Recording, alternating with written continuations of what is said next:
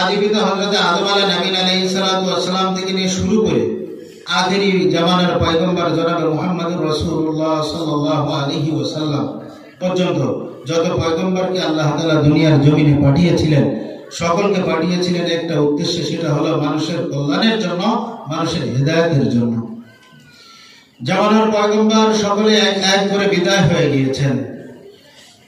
সর্বশেষ আখেরি জামানার পয়গম্বর হযরত মুহাম্মদুর রাসূলুল্লাহ সাল্লাল্লাহু আলাইহি ওয়াসাল্লাম দুনিয়ার জমিন ছেড়ে বিদায় হয়ে চলে গিয়েছেন। আল্লাহ নবী সাল্লাল্লাহু আলাইহি ওয়াসাল্লাম আসবেন না। তো নবীদেরকে পাঠিয়েছিলেন হেদায়েতের জন্য। আমরা জানি আল্লাহ তাআলা ঐশী বিধান, মানবতার মুক্তির দূত আল কোরআনকে অবতীর্ণ করেছেন আল্লাহ রাসূল সাল্লাল্লাহু আলাইহি ওয়াসাল্লামের উপরে। এর আগে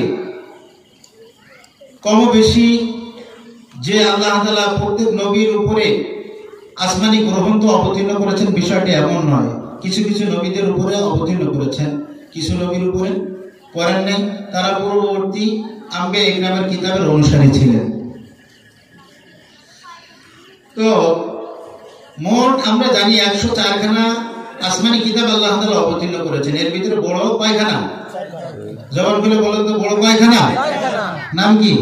তাওরাত, জাবুর, ইনজিল, আরেকটা কি? কুরআন মাজিদ, আরেকটা কি? কুরআন। তো আল্লাহ তাআলা এগুলো কেন দিয়েছেন? হেদায়েতের একটা মানদণ্ড থাকবে, একটা নীতি নির্ধারণ থাকবে। ওই অনুপাতেই মানুষকে পয়গম্বরগণ রাস্তা দেখাবেন। আখেরি জামানার পয়গম্বরের উপর এরই ধারাবাহিকতায় কোরআনে কারীমকে অবতীর্ণ করেছেন। আল্লাহ তাআলা অপর আয়াতে বিবরণ দিয়েছেন, পবিত্র রমজান মাসে কোরআন কারীমকে অবতীর্ণ করেছেন। কোন মাসে বলেন তো? আল্লাহ তাআলা বলেন, শাহরু রমাদানাল্লাযী উনজিলা ফীহিল কুরআন, শাহরু রমাদানাল্লাযী উনজিলা ফীহিল কুরআন। আল্লাহ তাআলা পবিত্র রমজান মাসে কোরআনুল কারীমকে অবতীর্ণ করেছেন। কয় কেন? হুদাল লিন্নাস, মানুষের হেদায়েতের জন্য। আর এই কোরআনে কারীম হলো সুস্পষ্ট হেদায়েত। আল্লাহ তাআলা পৃথিবীর আদি থেকে অন্ত, এমন কি মৃত্যুর পরেও কবর জগতে যে কি হবে, আখিরাতে কি হবে, সব কিছুই আল্লাহ তাআলা এনে দিয়েছেন এই ঐশী বিধান, মানবতার মুক্তির দূত আল কোরআনের ভিতরে। এজন্যই তো আল্লাহর বান্দা বলেছেন, জামিউল উলুম ফিল কুরআনে লাকিন, জামিউল উলুম ফিল কুরআনে লাকিন, তাকাসারাত আনহু আফহামুর রিজালি, ই কালামু জিন্দা কুরআনে হাকিম, হিকমতে উলা ইয়াজালাস্তু কদিম।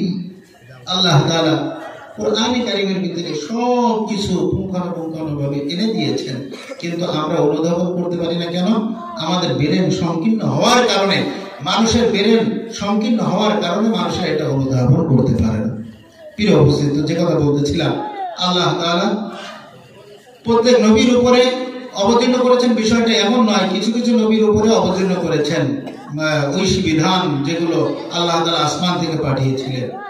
আমাদের নবীর উপরে আল কোরআনকে অবতীর্ণ করলেন।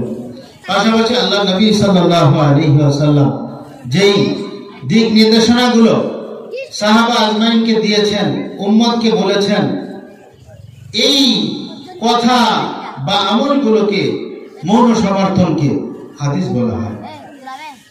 তো বিশেষ করে আমাদের অনুসরণ যোগ্য হলো কোরআন এবং সুন্নাহ। আল্লাহ তাআলা হাবিব সাল্লাল্লাহু আলাইহি ওয়াসাল্লাম বলে গিয়েছেন এই কথা, যে আমি দুনিয়ার পরের থেকে যে সময় চলে যাব, সে সময় তোমরা দেখবা ফাসায়ারা ইখতিলাফান কাসীরা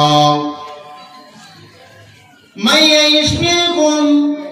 হে সাহাবীরা, শুনে রাখো, আমি নবী বিদায় হওয়ার পরে দুনিয়ার জমিনে যত মানুষ দুনিয়ার জমিনে আসবে, এখন থাকবা, সামনেও থাকবা, তোমরা চলে যাবে, তারপরে আবার যারা আসবে, মাইয়াইশ মিনকুম ফাসায়ারা ইখতিলাফান কাসীরা, পৃথিবীর জমিনে তোমরা দেখতে পাবা অনেক ছোট ছোট অনেক বড় বড় এরকম অনেক মতানৈক্য দেখা দিচ্ছে।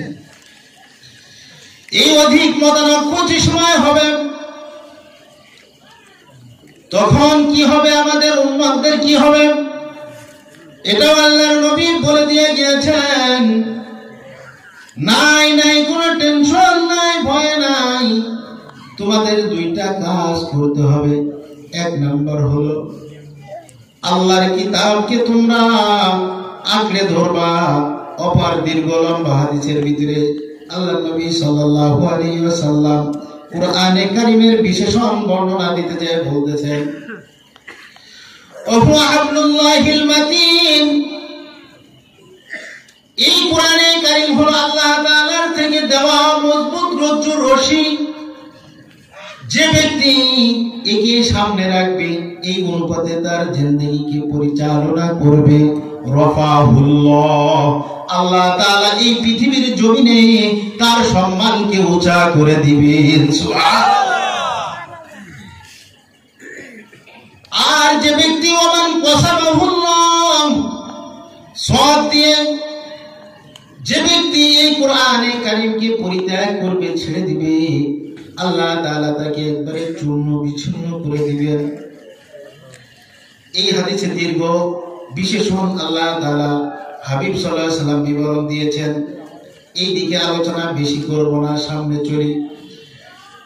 আল্লাহর নবী সাল্লাল্লাহু আলাইহি ওয়াসাল্লাম বলেন, কোরআনে কারীমকে আঁকড়ে ধরবা। দ্বিতীয় নম্বরে আল্লাহর রাসূল সাল্লাল্লাহু আলাইহি ওয়াসাল্লাম বলেন, এবং আমার সুন্নাতকে তোমরা আঁকড়ে ধরবা।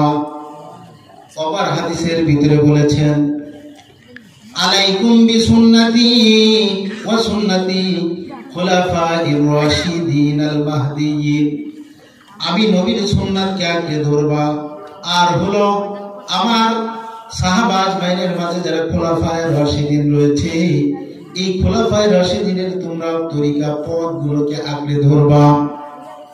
আল্লাহ নবী সাল্লাল্লাহু আলাইহি ওয়াসাল্লাম এই কথা বলে দিয়েছেন। তো আমাদের মাঝে আল্লাহ নবী সাল্লাল্লাহু আলাইহি ওয়াসাল্লাম দুইটা জিনিস সামনে রাখার কথা বলেছেন, একটা হলো কোরআন আর একটা হলো হাদিস সুন্নাহ।